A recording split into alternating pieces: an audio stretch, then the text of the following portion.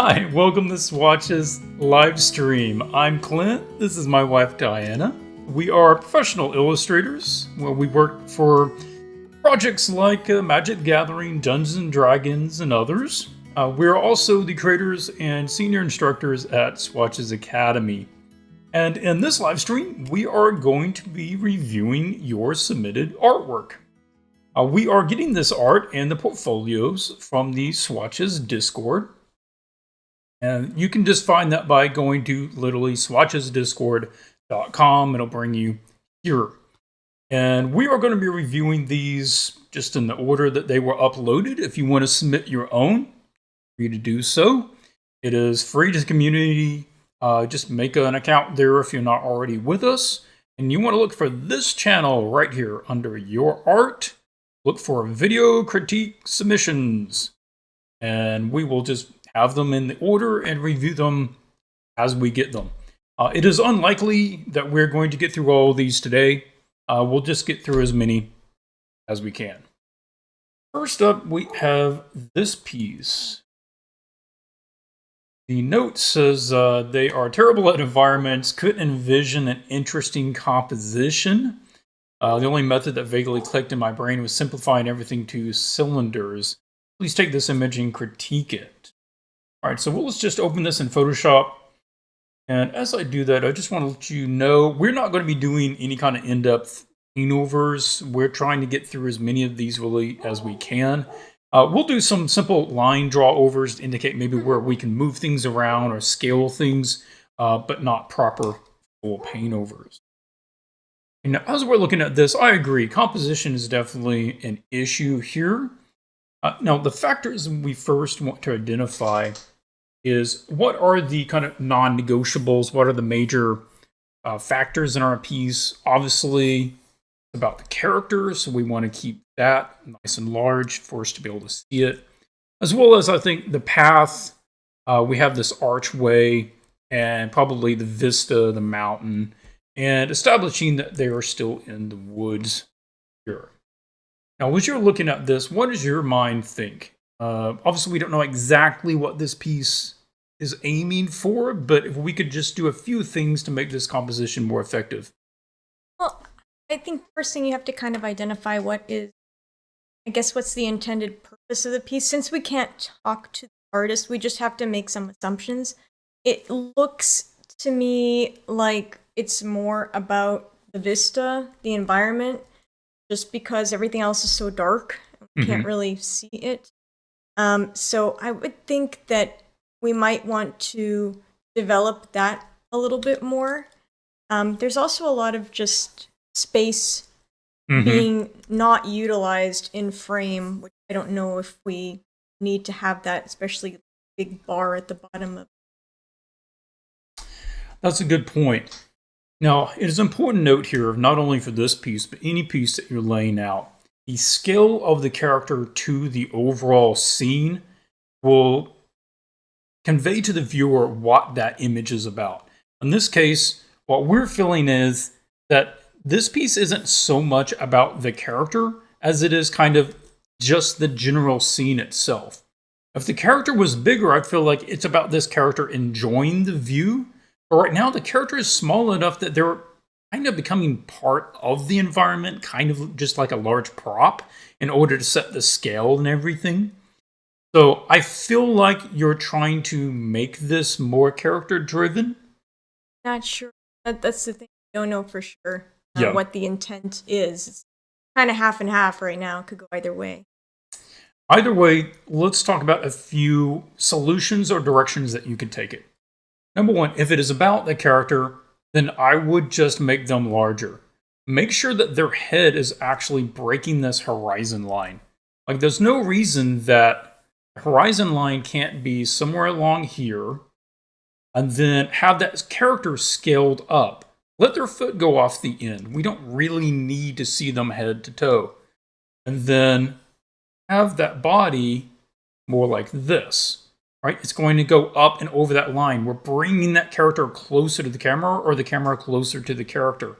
And then you can let their tails, go off over here.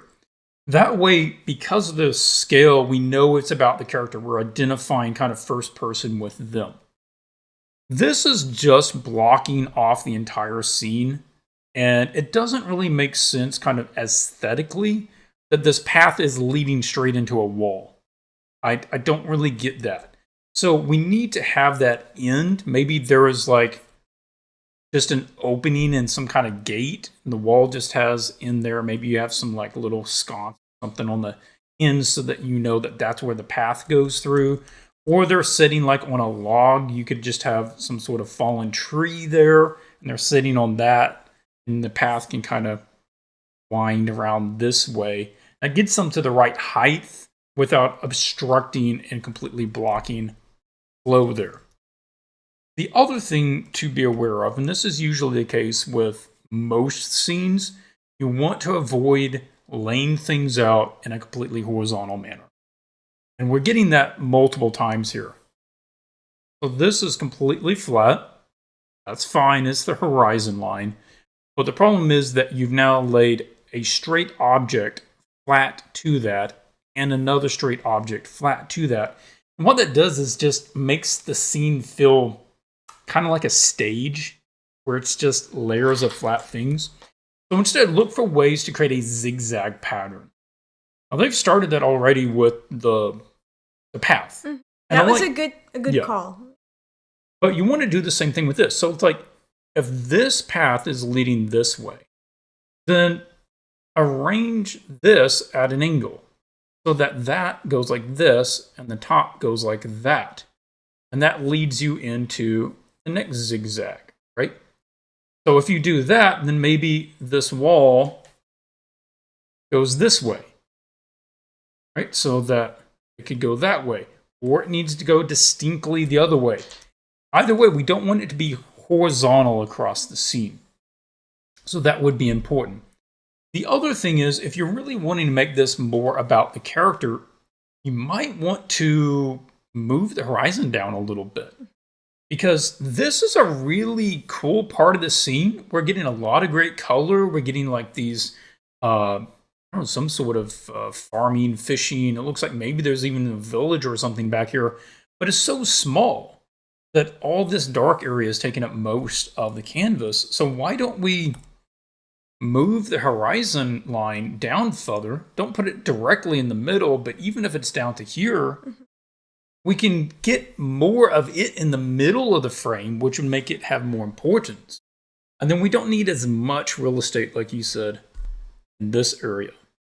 Any additional thoughts here? Yeah, just two quick things before we move on to the next piece is that you kind of already have a little bit of the zigzag, right? You got a path going. But I feel like even if you move this here and you've got elements kind of pointing here, we're being pointed here, but then there's really not anything there, right? So you're pointing us here. You have the character looking out there, but there's no payoff in your composition. You get a mountain, but it's very far away and it's just a mountain.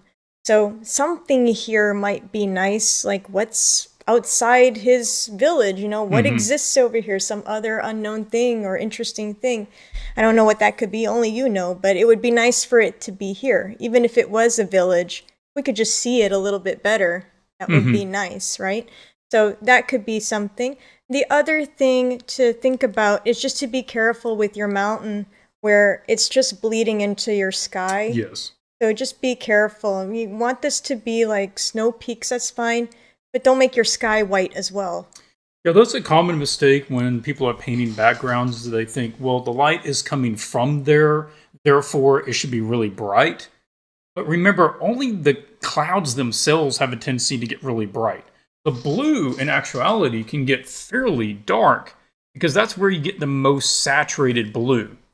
Even if you're going to keep it on the light side, you're going to get a nice contrast that the mountain itself is likely going to be higher in value than the sky behind it.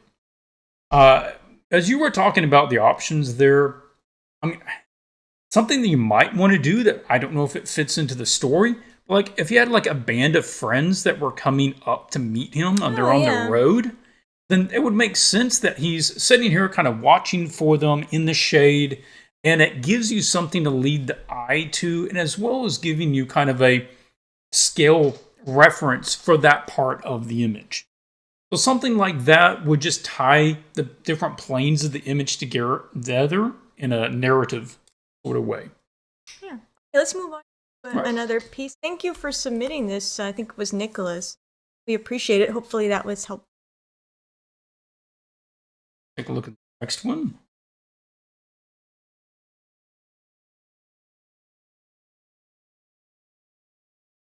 Oh, hi, Anthony. Yeah, thank you so much, everybody. I know it was really short notice. I sent out a mass email. I don't know how many people are here because of that or from the Discord, but we appreciate you hanging out with us live. I'm trying to read your comments down here. Looking down. I can't see them. So trying to keep up with what you guys are saying. If you have a question, we can take that too. Yeah. Okay, on this one, Debs is saying, I'm currently working on this piece of a Dinosaur personalized MTG token. Although I try to solve most of the perspective and composition problems in early stages, I still feel like the result is not convincing enough, and the elements might be distracting from the focal point. I aimed for a camera dropped on the ground for the storytelling. Thanks for the opportunity. Okay, well, happy to take a look at it. There's a lot of strong things going on here already. The line drawing, the placement, everything is being very clear. This is not a sloppy rendered image. And there's some pretty good anatomy going on, I think, on the creature itself. Now, I don't know if you're trying to match the anatomy of a specific creature, so I'm not going to suggest too many changes with that. But let's just look mainly about the overall scene and maybe the placement, a little bit of the rendering. Anything that catches your eye right off the bat? I think there's a lot of great stuff about this set. So the thing that catches me is kind of the shape of the tree, kind of mimicking the neck, the dinosaur. Seems a little odd that would happen. Yeah, that's something that caught me as well, is that the tree is almost reacting its shape to where the dinosaur is placed. It's like they are just mirroring each other's curves so that they don't touch each other visually. There's not any kind of overlap. And that's problematic because overlaps actually do help the sense of depth in an image. And it is good that you have some back here, but I would either let the tree distinctly go behind part of the head so that we get an overlap of depth, or I would take out this weird curve because it just seems so rubbery that it doesn't look right for the tree. There's no practical reason why it's doing that. If there was another tree that was like falling across it, it would kind of make sense that maybe this thing changed it as it grew. Well, I feel like maybe Debs did it that way because of the values, right? If the red was over the brown, it wouldn't look so good. So I understand that, but that means you got to change one of them, like the values. With the tree back there, you could just change the value of that tree so it run together with the dinosaur. But instead of doing that, we can just change. Yeah. The tree also has a bit of a made-up look. There is a lot of cool twisty trees out there. I would start by just looking for some references. And honestly, if I found a cool tree, I would just mock in the photo. I would literally just, put my dinosaur on one layer, and then I would get my reference photo and I'd mock in whatever that tree is that caught my eye, and I'd see how it looked. Now that doesn't mean use the photo, obviously, in your image, but it can very quickly let you know whether or not that's going to look good in that direction. So that's something that needs attention. I'm not getting the right flow here. Certainly this part of the tail is just like a perfect triangle. And it is at a bit of an odds to all the roundedness in the curves in this part of the body. Or just coming out the body in it. Yeah, it just kind of sticks straight out. I would look to use more of a curve and have something more like that, perhaps. Like following the spine, the way you set up your spine of the dinosaur. Maybe going like that. Because this does have to connect into the belly. And I feel like maybe if we were connecting a little lower, that would anatomically feel like it flows a little better. That would be an option. Okay, anything else? I'm not really liking this shape. I'm guessing that's either the rock or the end of a log, but it's not really that understandable, and I just take it out. Very big. Yeah. If you want to just layer some more kind of bright lit grass or something right there, that's fine. You can do that. If you want some other bush or something, that's fine. But this is just a really solid, hard angled object that's not clear what it is. I want to add 2 quick points for you, very fast. So right now, this is a little something that just caught me right when I looked at the image, is that you're looking up at these, and that's a pretty low vantage point. Like, our horizon line would have to be super low for us to be looking up on the underside of these plants, but we know it's not. The horizon line's over here. So we should really be looking down on these, not up through them, right? We can look through these, but not these ones down here. Well, it really needs to be anything. Yeah, our horizon line right now is somewhere around here, right? Because we're sort of looking up at everything above that, but we're obviously looking down on the ground right there. That means that we're looking at the tops of these, and we can look at the bottoms of those because those are over the horizon line. That's a good point. Yeah. One other little thing just to note is, too, with your foliage, try to avoid like a straight line like that. It doesn't look very natural. Let some of it come down here, let some of it be over here, kind of more irregular so that it looks more natural. Let some of it go behind his head. Don't let it be as dark as him.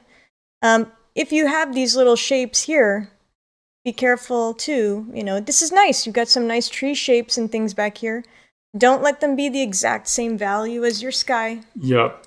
I do want to note this. What you're actually setting up here is a complicated lighting scenario. It is quite difficult. I mean, I know that there's only one light source, which is the sun, but you're guessing too much what the colors and the contrast should be.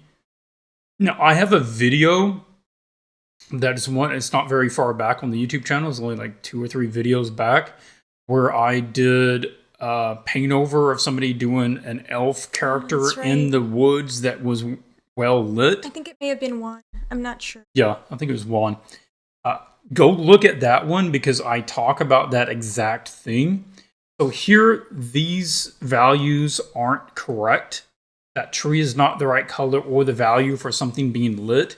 Right now, they're very desaturated, and they should be bright green because they're in the sunlight and they're a green leaf. So we don't want to desaturate it. That's why we're getting this sort of odd look where sunlit things are very grayed out, but things in the shadow are super saturated.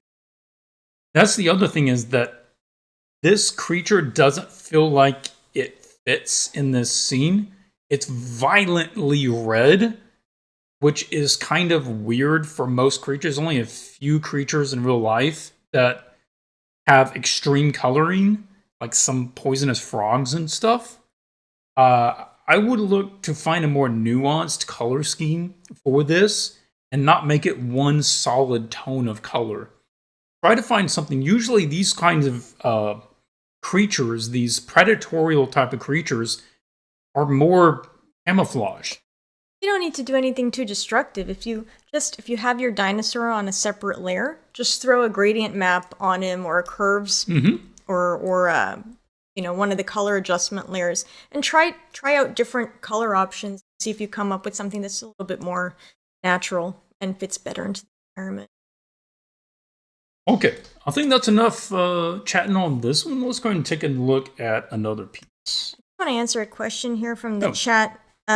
What are the days of the live streams? Well, they're usually Thursdays and Sundays, but they normally happen on Discord and not on YouTube because we've just been having a lot of technical problems with getting YouTube to work. We weren't even sure it was going to work today. It kept spazzing out and we couldn't make it work. So if you really want to see our live streams, go on Discord, and most of them will probably happen there. We might even switch over to Twitch as well. It depends how things go. But we do keep running events on the Discord. I'll just open that real quick and kind of show you. Once you join, go ahead and look up here at events and the announcements. No, don't click on that. That's the events. Oh, that's where it's actually That's held. the stage. You want to go there, where the calendar is. Yeah. Right here. Right now, we only have the 2 set up. So we do have one actually coming up this Sunday in just a couple of days. We're going to have another event. This will likely just take place Discord. Okay. And we're planning on posting some more events.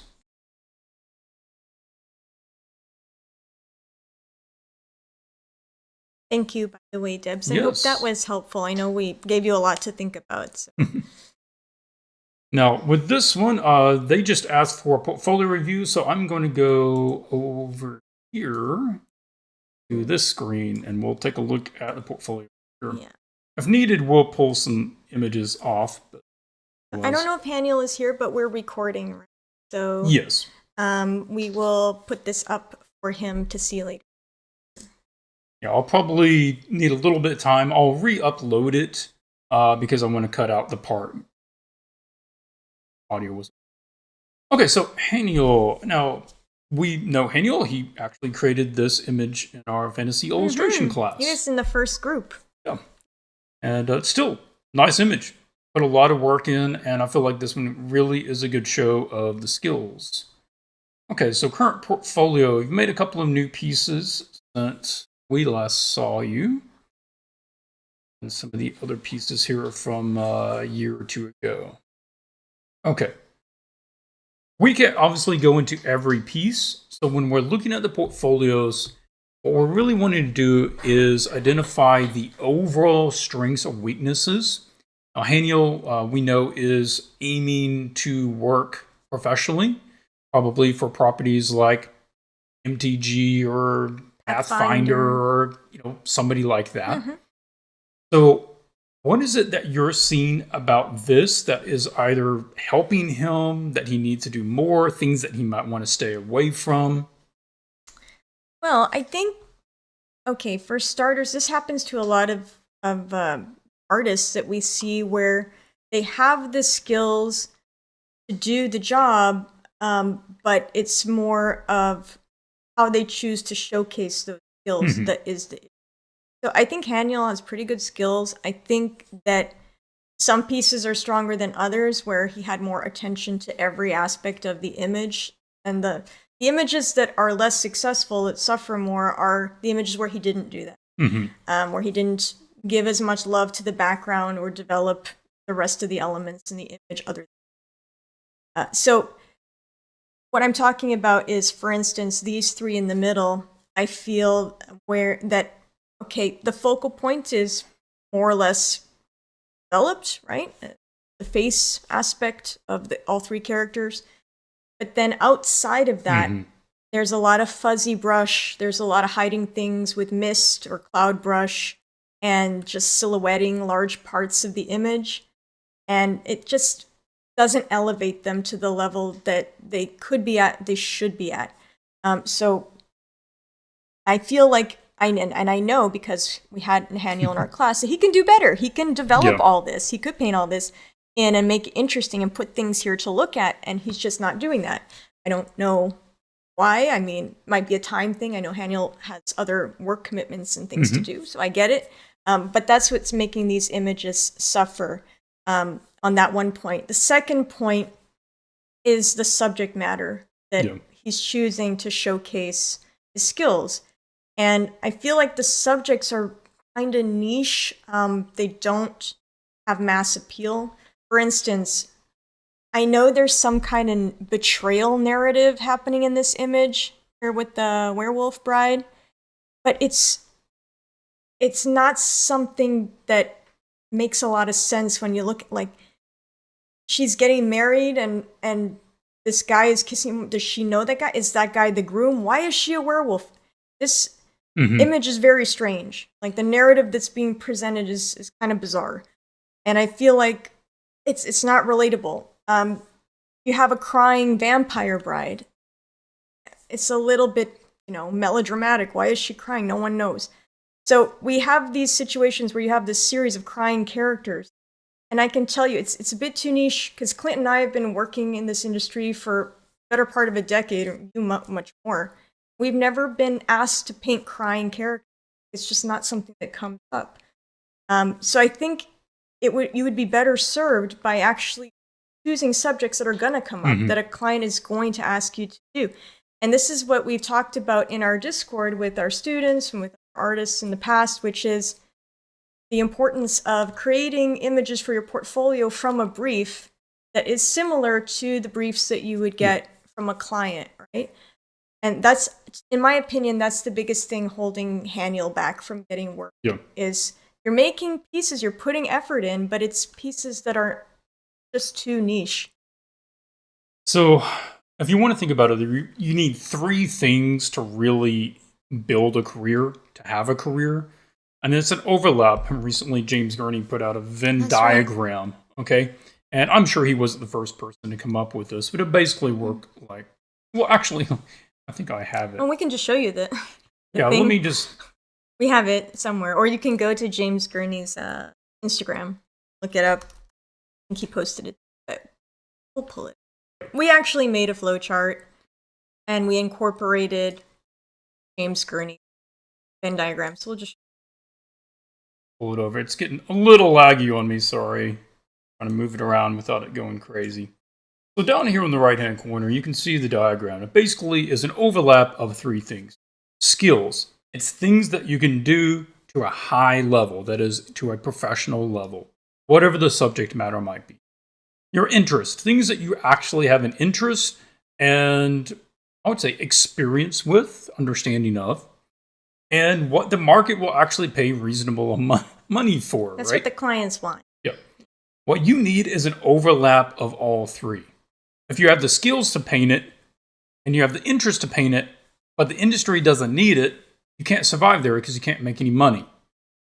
If you have the interest to do it, and the market wants it, but you don't have the skills to paint it, nobody's going to pay for it. But if you have the skills, and the market wants it, but you have no interest in painting it, you might do it for a little bit, but you're not going to last long because it's just going to grate on you. And you better find something that is a better suit. So ideally, you want to find something that you have interest in painting, enjoy painting, that you're really good at, and the market needs. And right now, essentially what we're saying is these images of like the crying werewolf bride and the vampire bride, they sit in this, has pretty good skill. Obviously, you're interested in painting them, but the market just doesn't really need that. So, what is it that you're interested in that the market will pay for? Now, for me, I feel like you've already found it. It's something more like this. And when I look at this, it's like you have the technical ability to paint things to the level that they need to be at if you choose better subject matter and you put in more time. So in these down here, these feel much weaker than this is. And another thing you want to pay attention to is just the amount of dead space, particularly like on this one. Really, you could crop this to right here and you're not changing the image. In fact, you're strengthening the image because you get to see the focal point bigger. The focal point really is only taking up about 20%, maybe 25% of the overall canvas. So get in closer to that. Who cares if you can't see this? This doesn't matter. These also are just kind of, they're half developed. Committed too early to these scenes before you knew how the background was going to be used and how to light it properly. We're getting a lot of bad kind of value comparisons. Okay, just one note here, Haniel. Like, some of these ideas are cool ideas, right? Like, you've got this cool idea for this creature with these horns and this stuff holding candles. It's a cool beginning to the idea. But you know what would make it really cool is to see some cool, weird anatomy, at least a bit of it under there, to have these bones more developed, to see more ridges in the bone, some color variation in the bone. So the ideas are not bad. There's some cool ideas in there. They're just not developed. And, you know, there is a market in fantasy for weird spooky creatures, you could do that, okay? I feel like I know you well enough to know that you have an interest in beauty and aesthetics, and that's fine. I think if you had painted a cool, beautiful vampire that looked more like this, that would have been a really successful piece, right? You'd painted like a badass werewolf lady like this, not crying, but just looking badass. That would have been a lot cooler, right? So think about showing your subject off to its most impactful advantage. And something that appeals to both you and a wider audience, particularly of clients. That's the main thing. Your skills are very good. There's just little things to be careful, because I know you can do better than this, where you have anatomy issues that if you had referenced that pose, you wouldn't have issues. So make sure that you get your references in order. We've got a clavicle really low in here, and we're missing the fold in the elbow there. Arms are looking a little rubbery, anatomy's off a bit there. And right here, like, and we're getting this several times, is the background is honestly just getting too dark. We're getting almost straight blacks in the background. The character's not popping out very well. And same thing here. I know it's like a nighttime scene, but you don't have to go this dark. You can still push the background into the midtones. You can infuse a lot more color into it. Just make sure you keep it limited. Just keep them in a limited range, but not such a deep range of values. Take a look at some of those Innistrad pieces, environment pieces, and see how they handled those dark backgrounds. Yep. Hope that was helpful, Haniel. We want to see you do well. We know you have the ability. Just be mindful of the subjects that you're choosing before you sink a ton of hours in. Now, we do have briefs available. There is a link out on the Discord to briefs that we've already created. That is image outlines from previous like art challenges and stuff. Oh, I also want to mention I'm creating, and they'll be done very soon, like whole portfolio kits for projects, like fully complete with the list of characters and everything. And we'll be giving those away to anyone who purchased a class, but we'll also be putting them, they'll be cheap if you haven't purchased a class and you want the kit.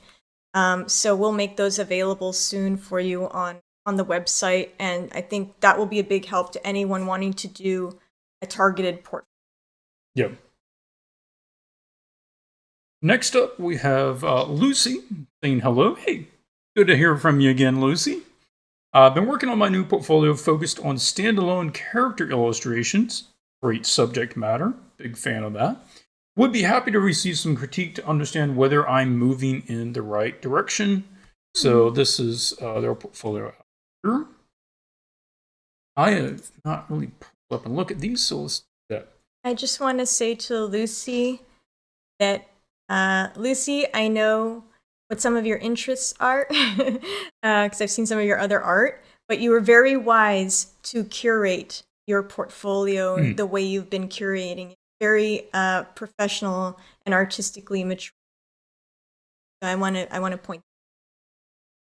Actually, before we get tied to it, let's just look at the thumbnail read here and see what the impression is. I'll tell you right now, my first impression is positive. These are nice thumbnails. They clearly show what the subject matter is about.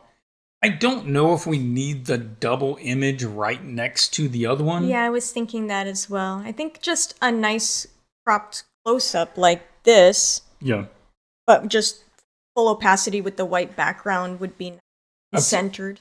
The only reason to do this is if like there's another version of it, or if there's like super detail on the face and you're showing the face tighter, or if it's the line drawing, you're showing the finished version next to it. But that said, that's fairly minor. Even at this read, you're having good clarity of the image, and I feel like you are going a good direction with this. You can tell what it is you're trying to do and like what skills you're showing. All right, doing characters over the white background like this, that's what Lucy is doing here. It is a really great option for anybody out there who has not yet got their scene illustration up to a level where everything is equally high quality. And there is a lot of work for just this, right? I mean, I've done a number of characters like this for D&D. That's my favorite assignments. Yeah. I like these better than doing scenes. Now, we pull up through here. We'll try to just flip through and see if there's any things that really start standing out. The process is kind of cool to see. Control. I see a lot of control here, which is great. Very intentional line work, very controlled lines. Colors have a very set pattern to them. They're chosen with intention. Positioning-wise, with the pose and the shapes, there are some things here that could be improved. What I'm primarily looking at is if you just pay attention to the silhouette, we were to black all this out and only have the silhouette, it gets a little muddy because this hand and this arm gets lost into the body, and having the knees stuck together, the legs stuck together all the way down to the shins really makes it have this kind of clunky silhouette. It would be more effective if the legs were pulled apart a little bit, because most people don't stand with their knees together. That's kind of a weird way to stand, especially if you're a warrior, which obviously this character is. They would learn to have their feet planted further apart. And we might want to bring that elbow out. This is a fairly common thing that we see, is that students stick the elbows of their characters too close to the body. That's just not very natural. Naturally, especially if you're holding something, you pull your elbow out from your body a little bit. What that's going to do here in this case, visually, is to give us a little negative space. And that way we can just visually tell the shape of the arm separate from the body. Okay, one other thing to be careful about here that's hurting this a little bit is the color palette that you've chosen. We switched this to grayscale to black and white with Control Y. It would just be very same in terms of values. And if you scroll down, you can see here that you're just using, I think, a lot of colors. If it was me, I would stick to the 60-30-10 rule. Just try and apply it and say 60% of the character is a more neutral tone, 30% is a second different neutral, and then use 10% for your more colorful accent color. And see if you can't come up with something more harmonious. Right now we have that purple competing with sort of this washed out red. The rest of the character is very dark with the leather and the black pants. If we could just shift that leather a little bit lighter, possibly, that might help to distinguish. So before you commit to rendering a character, switch it to grayscale with Control Y and just see if all the values are running together. You might want to choose some different values for sections of the costume. And we're having just a readability problem. I don't know what that is. I think it's a mask. I think they took a mask off. Okay, that's not clear. If that's important, you might want to draw a version of the character, go down, with it on. So instead of having this here, we don't need two sketches of the same thing. But we could use a version, or even a version of the face with that mask on so that we know what that is. Because at first glance, if you hadn't told me, I would have not known what that was. Now, sometimes the colors are dictated by the client. This was a commission. Forgive me. I did not realize it was a commission. So yeah, your client probably. If you do have, do that. If you do have the freedom, my first option would be to get this purple, and I'd consider just making that like an off-white, some sort of just light tone. That would be nice. That way, all of these dark things would have a light tone to separate. Even down here, I'd make this that same lighter tone, so that all this dark leather and this red and this black would have a lighter value to contrast. Yeah, no, I didn't realize it was a commission. They are feeling like maybe they're leaning forwards a little too much, because you always want to look at the center of the weight. She isn't in motion, so we would expect the body to be balancing correctly. Now, the body is always going to balance so that the head is in the center of gravity. So you can look at the base of the head, top of the neck. If you run straight down from there, it would be right about here, which is too far forwards because right now both legs are carrying about the same amount of weight. So that means that if you were to draw a line from this heel to this heel, the center of gravity is being held right here, which is much further back than where the head is. She's leaning forward. Yeah. We need to shift the pose back. Now, she can have her head forwards, but we can't have all of the body leaning forwards, or that's too much weight for her. If possible, man, I'd just take the axe and put it in her hand. That would be more interesting than just doing angry hand. Put it in either hand. Because it feels like she's getting ready to fight, but she's got two axes just hanging out her belt, and she's like, she's going to go. Actually, the two axes in both hands. Yeah, that would be more engaging. So this was also another commission. I don't know if it was stipulated that she couldn't be carrying these. I think the design is very cool. Costume is great. The hairstyle is great. The colors on this one are very harmonious. I feel like the lighting is a little weaker here, where, like, if I look at the face, I'm really not sure where the light's coming from.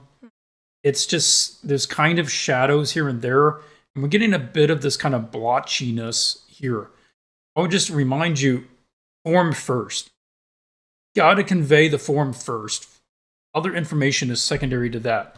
Same thing down here. Essentially, even down here, like what you would expect to probably be shaded is about the same value as the stuff on the top of the leg over here. So I'm not getting the right cylindrical forms out of the shading on some of these volumes. You have really good skills. Now, we're just picking on you. We're being picky. Just to get you up a notch. And with some character variations, always great to see. That's cool.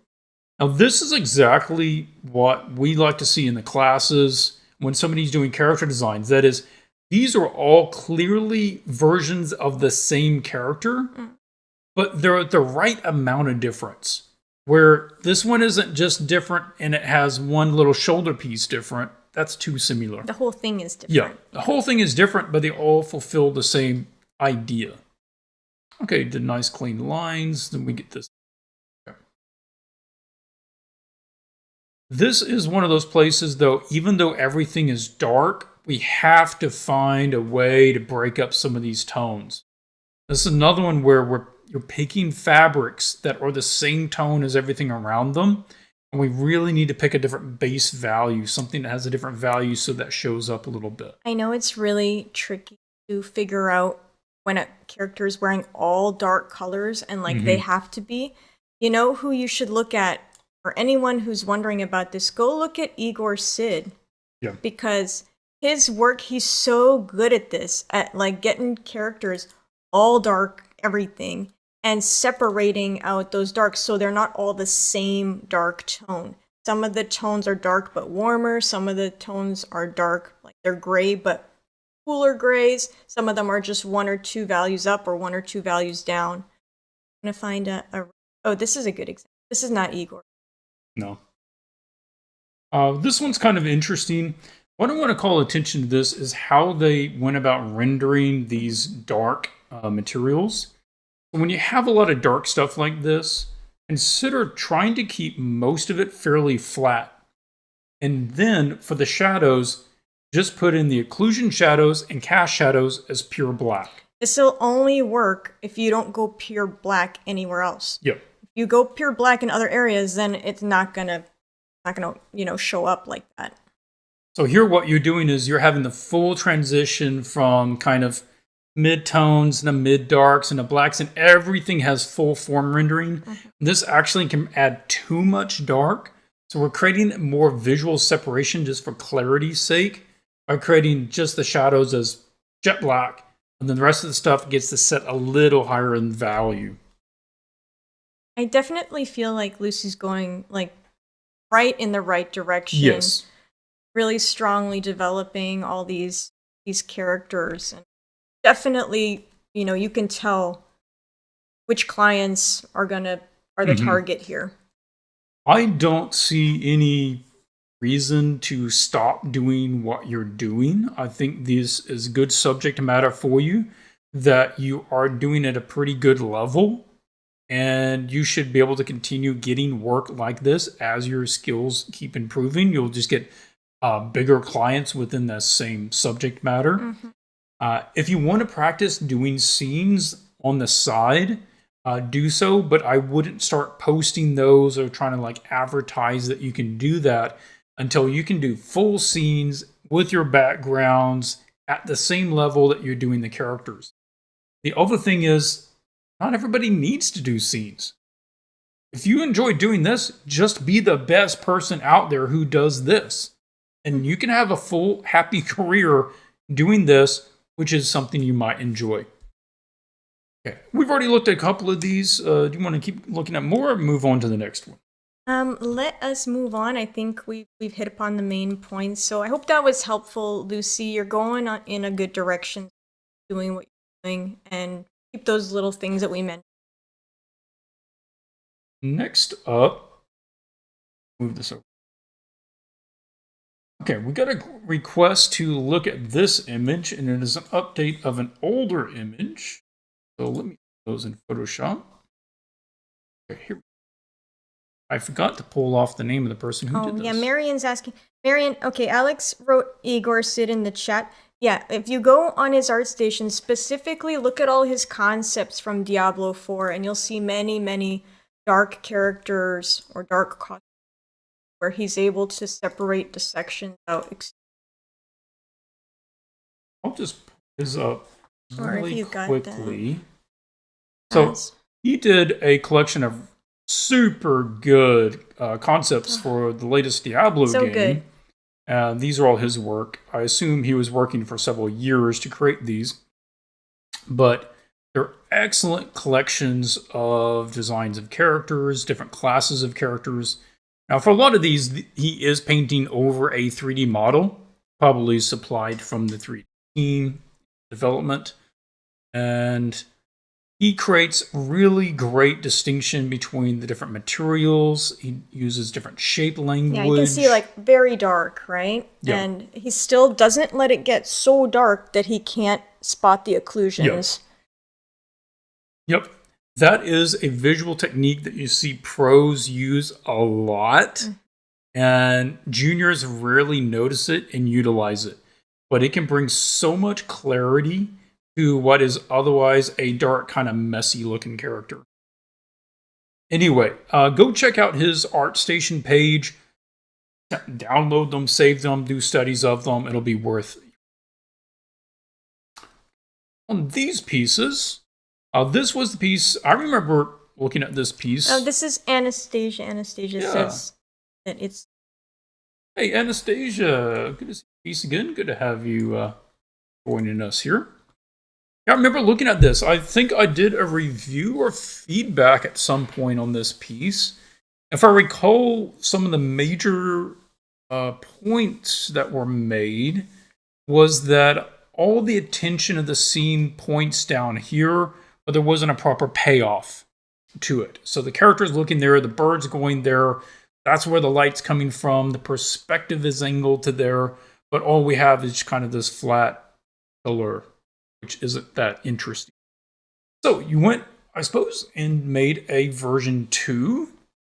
This is so much more visually engaging. Yeah, this is like, that area in the middle there is awesome. This is a ridiculous amount of improvement for just a couple of years. So let's pull this a little closer and everybody can appreciate the hard work going into this. Character looks nice. Yeah. The bird anatomy, good.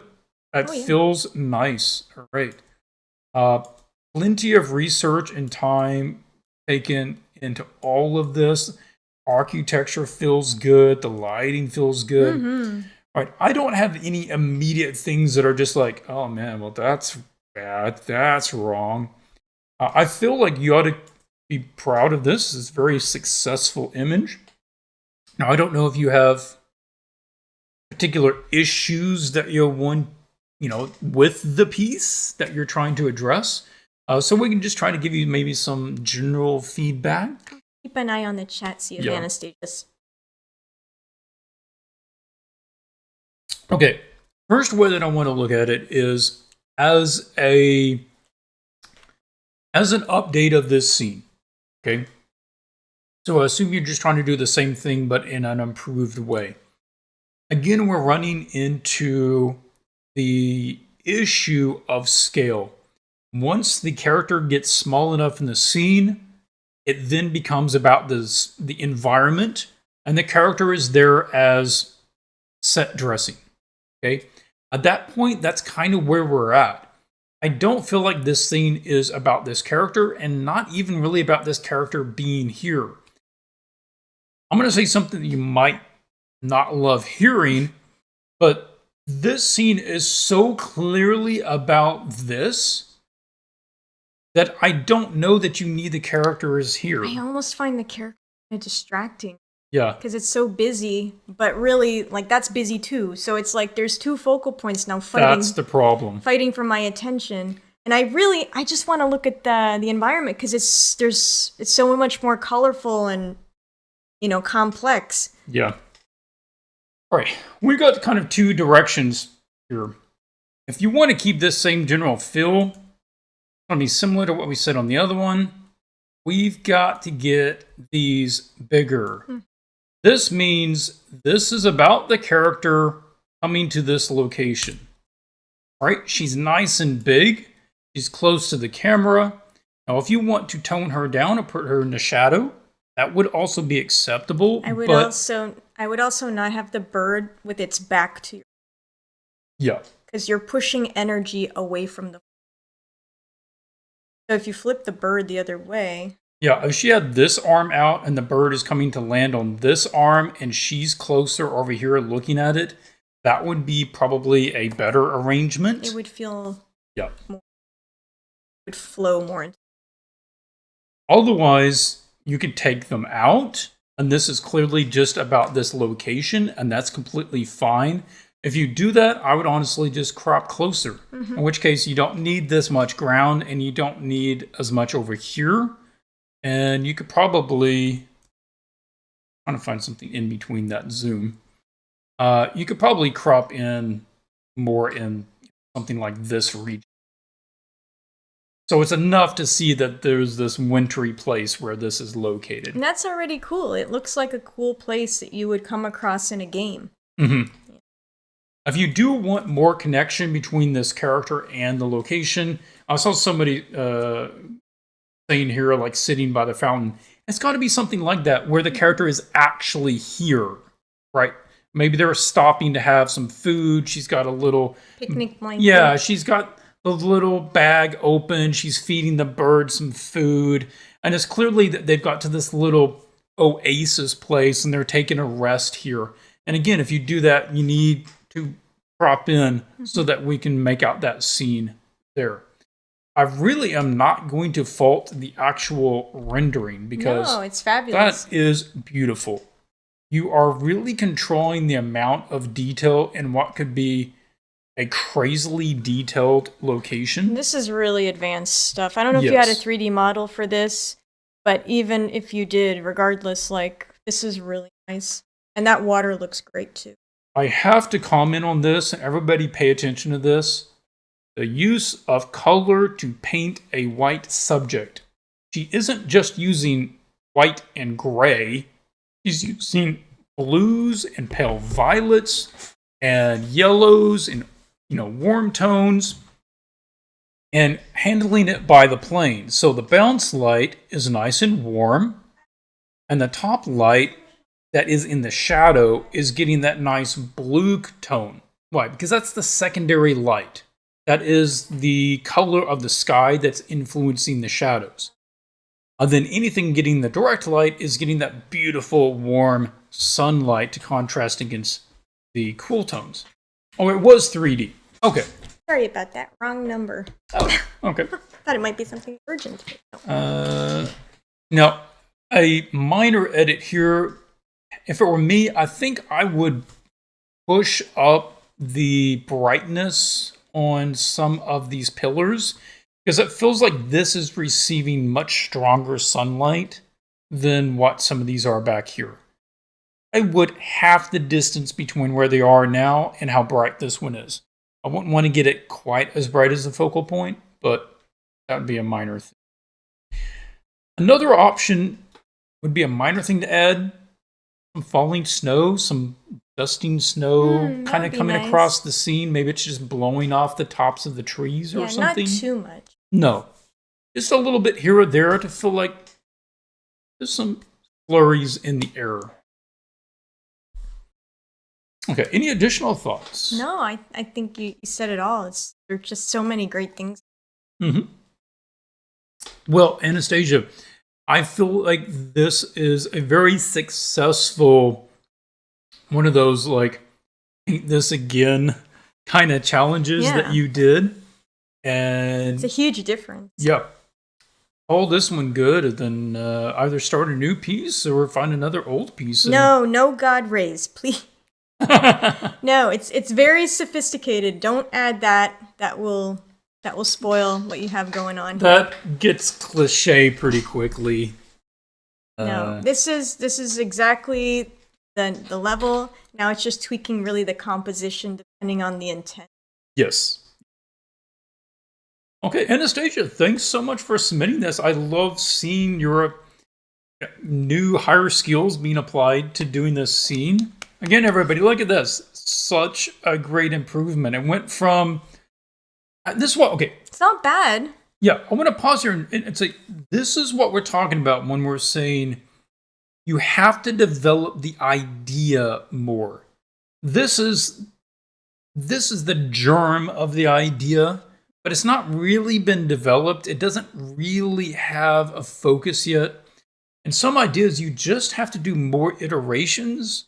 You have to give them more thought before they develop into something more engaging. Anastasia like made this. everything better. The character is more interesting. The environment is way cooler. The colors are more beautiful. Like everything is better. I think maybe how much longer do we want to go? We're at an We'll hour do in. one more and then we should stop. No one wants to watch this for hours. So we'll do one more and then, anyone that didn't get reviewed today, don't worry. We'll do another one real soon. We just haven't scheduled it yet, but we'll put the date up on in the next couple. All right, we have a single image here from Leslie. Leslie, we hope you're doing good. I think Leslie's in Japan, so maybe Leslie's asleep right now. I'm not sure. Yeah. Just shout out to her whenever she watches it. And you submitted this single image portrait of a character. I assume this is an original character. And just wanted general feedback. She said it just didn't feel like it was quite there yet, but was unsure what to do. So, yeah, we'll be just giving you some general feedback. If it was ours, what we would consider doing to it. First, I'll mention a thing or two, and then you jump in whenever you want. First up, let's talk about some value pairs. Now, this is something that we go over, particularly in the fantasy illustration class, but we'll touch on it real quick here. So, a value pair is the pair of values you get from two objects that are on different planes when one is overlapping other. Now, we have a value pair, for instance, right here. It is the value that this object is on this foreground plane, and as it contrasts against the value here, background plane. Ideally, what you want is a good value pair. A good value pair works like this. Two different values. We're going to consider values as breaking down into three groups. This is the lights. That's your top 30% of values. I'm not going to write it because it's going too slow. I'll just say it. Number just put two. M. Number Medium. 2 is the midtones, middle 30% of your values. And 3 is the darks, the last darkest 30% of your values. What you don't want to do is have same values against each other for objects on different planes. Now, Leslie was in our illustration class, so we did, we're repeating ourselves. You probably already saw this part, but we're just mentioning it again for you to keep in mind, even for your character designs, even if they're not full. Yeah. The same things apply. So here, I mentioned that because we're getting all of these edges lost right there. The value of the background is the exact same value as the hair. So in a lot of portraits like this, the best thing to do is honestly just add a little light to the background. You don't have to explain what it is or why it's there. You can just add a little brighter value back there so that it contrasts against it. Now, in this case, I would carry it over here, but it would be a lot less. Okay, so I'm going to just hide that selection. And then one of the few cases where I will actually use a big airbrush. Pick a color. I just want a little color in it. And then if I just hit a little tone back here, let a little of it spill to the other side, just so it seems consistent.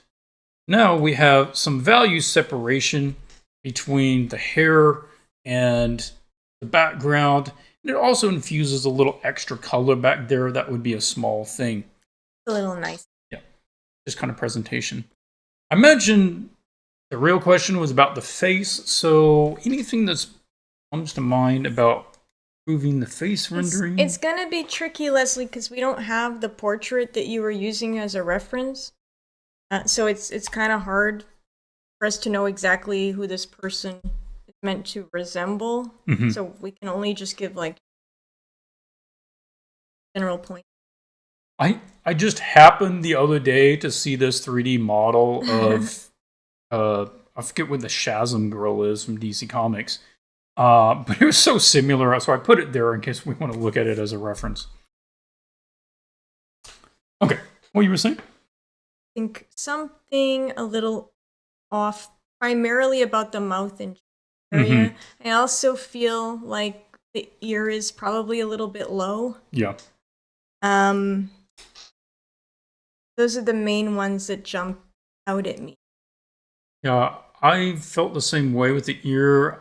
Consider moving that up a bit. And anatomically, this could certainly be the case. But if you're just trying to go for an ideally kind of cute face, then I would consider making the chin a little smaller or shifting it back slightly. The way that it's shadowed, it makes it feel like that chin is more forwards than you probably want.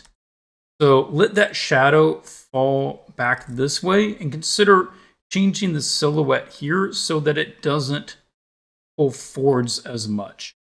You might take just a little bit of the length off of it right there, all right? Because it's an illustration. You can adjust our anatomy however you want.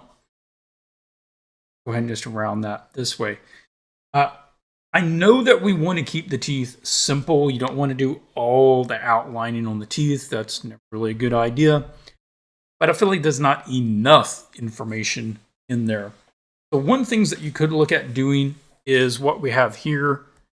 Getting the gum. And we're kind of indicating the teeth by just doing the kind of triangular shape that you get from the gums. Now, I'm using like too bright of a color for this now. But that is something that pros do a lot, is that you suggest the teeth by the little triangle shape on the top. You might also just want to, this is very dark, select gray color. Just show a little bit more separation of the separation point, and let this part get a little bit darker. The top teeth have a tendency to overlap most people's bottom teeth. So we can get a little shadow on those bottom teeth. Otherwise, it feels like kind of just one big unit rather than top teeth, bottom teeth, rows. This is so laggy. I'm sorry. I can't control it at all. But I feel like these might also be too big slightly. The top teeth look quite large. Yeah. If you get that shadow in there, you can adjust their size a little bit. So another thing that's kind of catching me about it is the nose here and the eyes feel kind of Asian to me. But the bridge area of the nose does not feel Asian, or the chin area. Yeah. So I would rethink. I'm not sure if you're aiming for a more Asian face, East Asian face, or if it was a more Caucasian face. I'm not sure. It's kind of in between right now. But if you're going for a more Asian face, just realize that the Asian faces on average have a smoother brow ridge. And even Caucasian faces have a different shape here. Just be careful. You have your bridge kind of coming out really low. Yeah. Right? So it sticks out. Just note that. Yeah, you have the lowest point further down than most times what you would see. And it starts right between the eyes, right up there. So we're missing a chunk of that bridge.